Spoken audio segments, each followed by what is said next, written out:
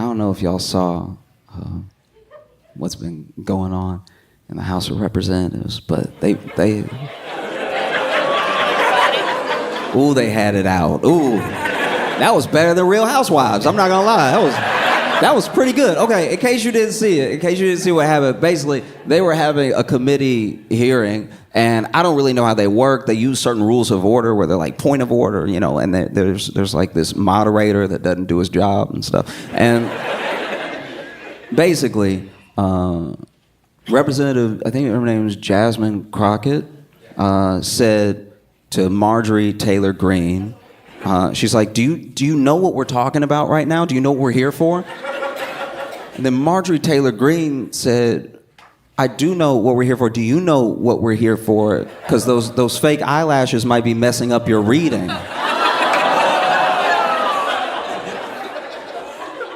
And immediately, everyone had a reaction, and AOC was the one to be like, hey, can we strike this from the record? You can't do this. Like, this is crazy. You're not supposed to engage in personal attacks on appearance or personality during a hearing. Like, you have to have some form of order, right? And then the person that runs the committee that doesn't do his job was just sort of ignoring her. So then, you know, they let it go. But before that, you know, Marjorie Taylor turns to AOC and she's like, did I hurt your feelings or something? And then AOC said, girl, no. Baby girl, no.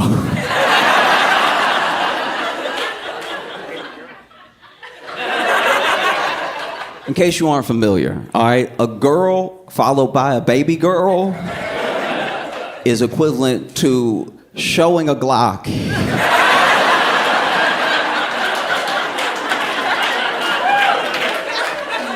I've never had a woman tell another woman in front of me, girl, baby girl, without something happening next. That's because it's such gentle language. Because it's two women talking to each other. So girl implies like my girl, hey girl, you know what I mean? Girl, and then baby girl. Baby girl is smaller than girl. Baby girl comes from an even gentler place, but is somehow much more violent. Baby girl.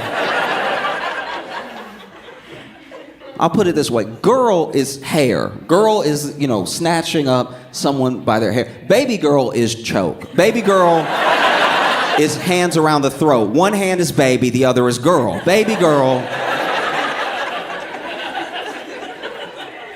Whew. And then later, Representative Jasmine just asked the leader, the one who doesn't do his job. She was like, hey, I just want to check, just so I know the rules. I want to check if I were to say something about somebody's beach, blonde, bad built, botched body.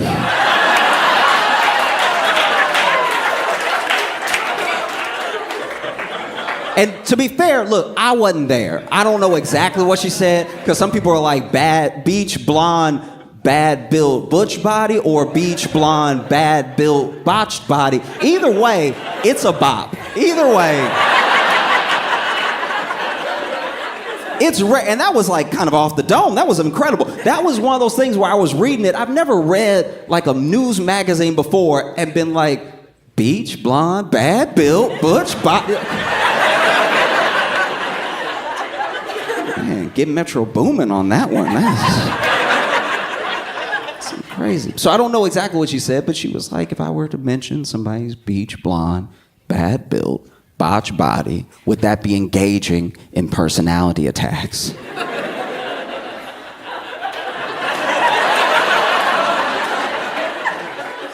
And then a bunch of people on the Republican side made the same noise as the Democratic side before. And then they were like, this is not the time, blah, blah. And then Jasmine was like, no. Because y'all love to dish it out, but you can't take it. And then the article ended. And I was like, that's the problem with journalism today. That's what... Now I gotta go watch C-SPAN to see how it ended.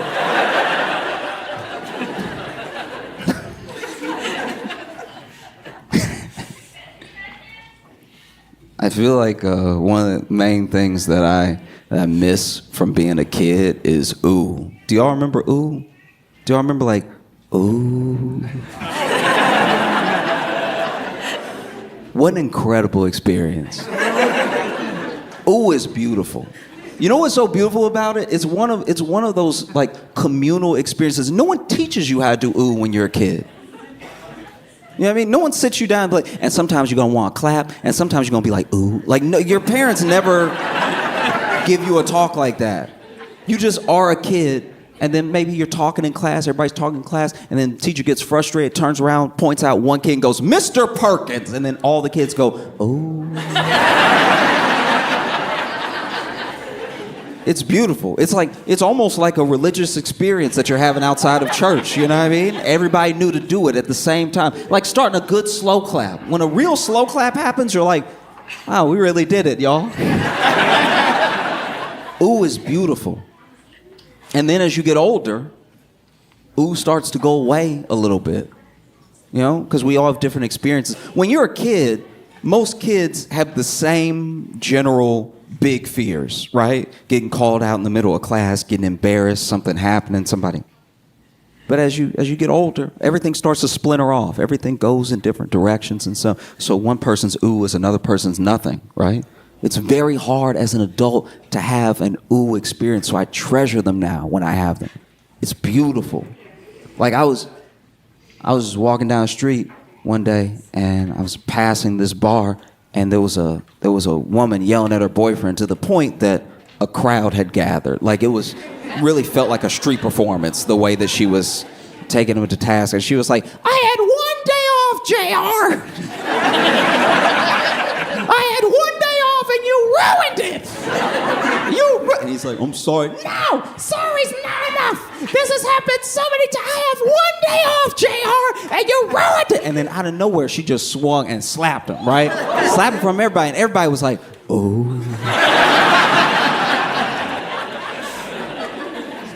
And just like that, I was like, wow, I'm back in it. This is incredible. I went to a friend's wedding a while back, and the thing that was amazing to me about this wedding is just how personal it was, right? So it was a smaller wedding, so it wasn't like a huge room or anything, and the groom got his best friend to officiate the wedding, right? And I think that's kind of cool. You know, some people want someone, like if they have it at a church, they want like their pastor to do it, like, but just someone that makes it special, right? And then the couple, they wrote their own vows, which I also thought was pretty cool because it was very specific stuff to them that was like cute and was funny and stuff like that. And you can tell that the friend officiating was nervous because he was holding the mic, but it was like shaking in his hand, everything. It was all very, very sweet, right? And then it got that time to, you know, say like, do you take, and everything. And then, you know, Buddy looks at the groom and says, do you take Ashley to be your lawfully wedded wife? But Ashley was the groom's ex's name.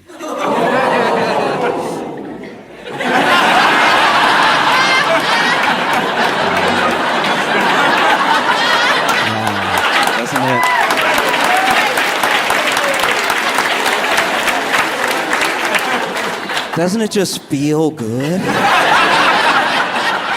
to just let it out? Oh. You know, admittedly, I don't know much about dating, but I do know white people. And the weather has a real effect on y'all. It's a nice day out, and every person I made eye contact with has told me.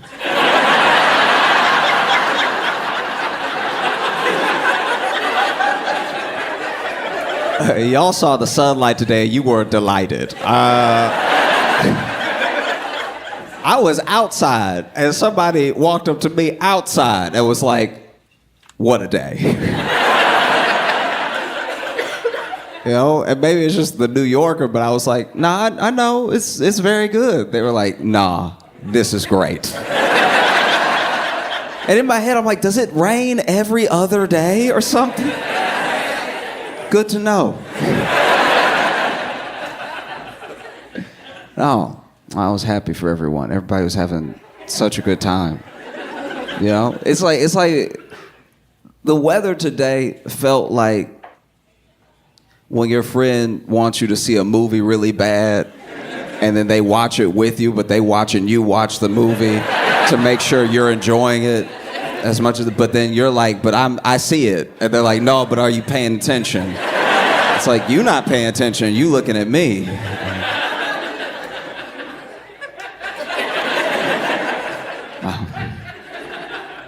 There were a couple people I was concerned about. You know what I mean? Because there were a couple people. I was at the hotel, you know, I was chilling with Logan. We were about to go get something to eat.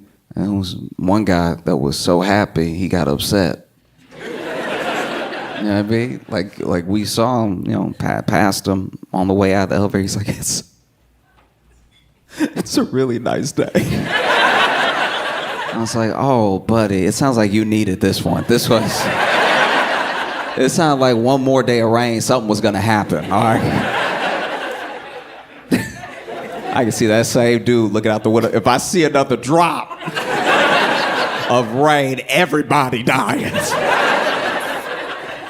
Then the clouds broke and he was like, yes, yes, yes.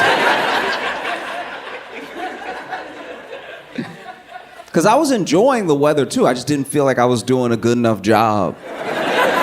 Okay, you know, like when you go to like Six Flags or something and you having fun, but your friend is having the best time ever, to where you're like, I don't think we at the same place. You know, like y'all both walking up to the line for the Batman ride. And I guess it's just perspective. I guess it's just that when I walk up to the line, I see how long the line is. I'm like, oh, we gonna be standing here for 45 minutes. But he's looking up at the ride like, Batman. I'm like, yeah, buddy, yeah. Yeah, Batman, and we'll be there in 45 minutes.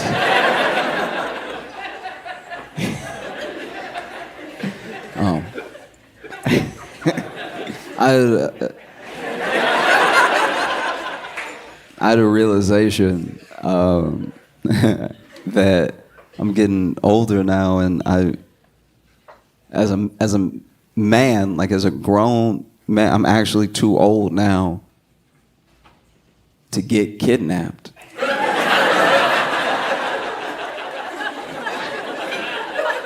Like if I got snatched on the street and then they held me for ransom, as just, you know, as a man, you'd be like, nah, I live with y'all now. Like I can't.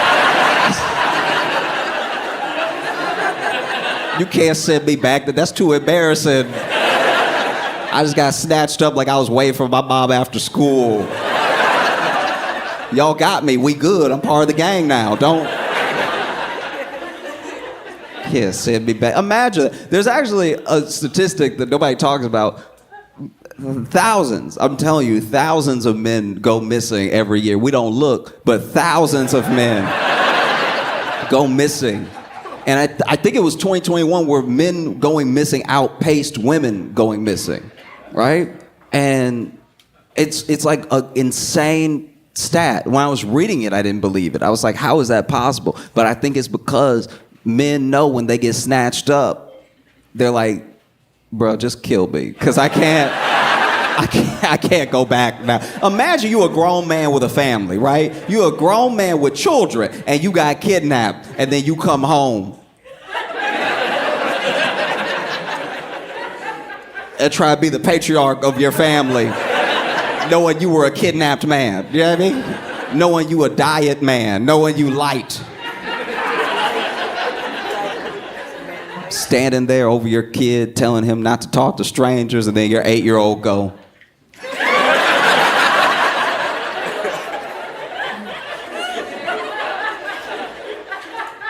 well, Dad, between the two of us, I'm not the one that's been snatched up before. I'm not the one that's walking around irresponsibly. Have y'all been keeping up with this Jonah Hill thing? Yeah, okay, no. Okay, so real quick, if you don't know what it is, Jonah Hill's ex put out a bunch of his text messages to her while they were dating, and she was a surfer, she still is, and then they were dating while she was surfing, and it's him being like, why you gotta surf around men, and why you got, and she's like a surfer and a surfer instructor. He's like, why you gotta surf with men, and why you gotta post pictures of yourself surfing in a bikini on. So it was all this shit like that, right? And it just, you could see a decline in the text messages where he's clearly so worried about being cheated on, he's not making sense. He's like, why you gotta surf with dude? Because then if you're surfing and then he's surfing, what if y'all start surfing on each other? You know what I mean? And then like y'all are surfing together, and what if you get surf in your mouth? And then now you were just covered in surf, and you come home and you're like, got surf on you. I was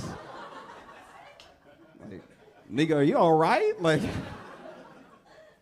so there's been a lot of backlash about him being narcissistic and misogynistic and everything. And I think Jonah Hill committed a cardinal sin. He really did. Jonah Hill told a woman what to do while being an ugly motherfucker. Can't do that shit. You cannot do that shit. Like, look at the text and then look at his face. You cannot tell anybody what to do, sir. That's too much bass in your text right now for that hairline you got, you know? I'm not gonna lie, if John Hamm had sent those same texts, if John Hamm was like, I don't want you talking to any other men, you'd be like, okay, daddy. Like, yes. You know? Anyway, I was there to fish, to be a man, right? I'm gonna become a man, I'm gonna fish. And they had the hook. And I was like, okay, so far, so good. I've seen this in cartoons. You go ahead, put that hook on the line and everything, cast that out. And they were like, well, you need some bait. I was like, what? And they were like, you need some bait. And I was like, oh, okay, so what do we do? And the person who was teaching me to fish already had the bait. They had a worm, right? And they pulled the worm out, and I was like,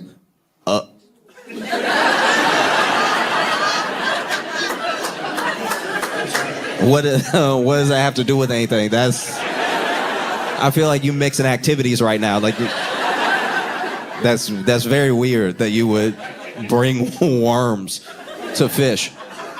And then he was like, no, the fish is gonna go for the worm. Like, the fish is gonna, the worm is the bait that the fish will. That's what we'll use to catch it. He was like blown away that I didn't understand this concept. He was like, he had to describe it so many times he started saying it wrong. He was like, yeah, because the worm wants fish. The fish will want the hook if the worm has it. And so then this dude is trying to explain to me, and I was like, I don't know. I know it's insane, but when you're young, you don't always assume you don't know. You just take logic as it stands in your mind. And so when he was like, we're gonna put the worm on the hook so that when we throw it out, the fish will. I was like, I don't think that's gonna work. I'm just.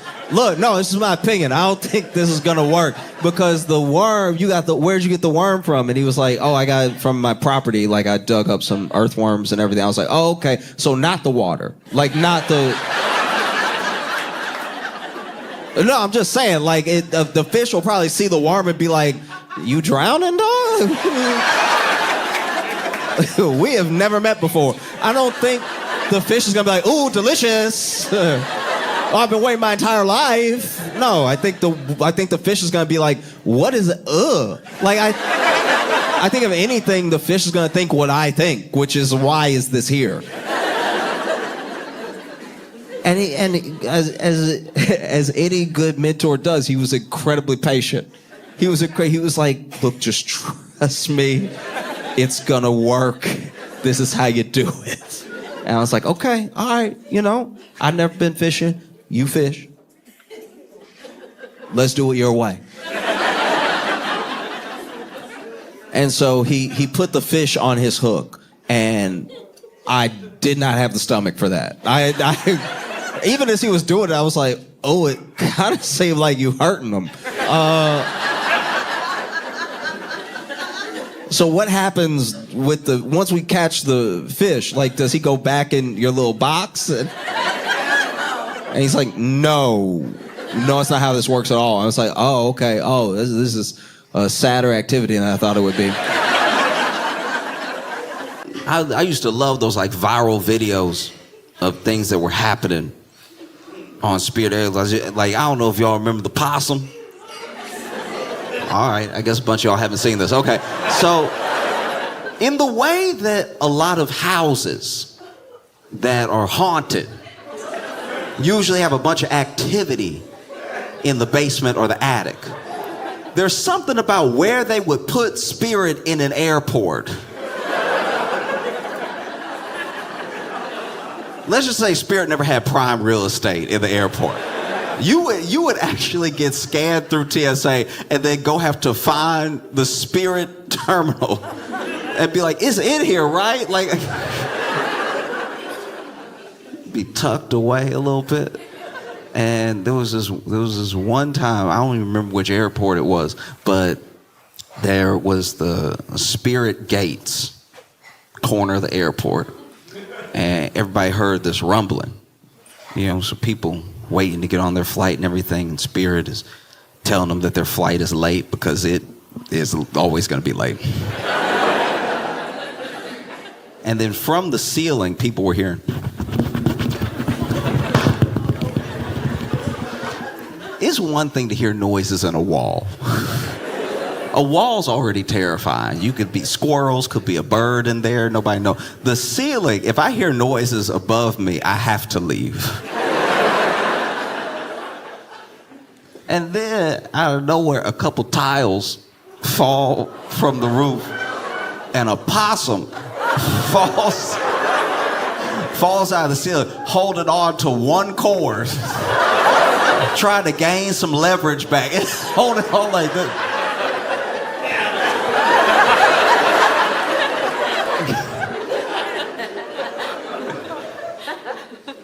And in the end, because here's the thing, whenever there's a wild animal doing something where they're not supposed to, right? I experience this with rats in New York all the time. When you see rats on the tracks and there's a distance, there's like a barrier there where you can just watch them and it's not that big of a deal.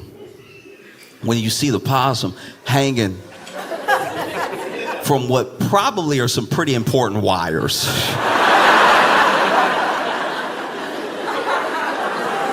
I'm no electrician, but anytime I'm in a building and I see wires, I'm like, I bet they're supposed to be there. I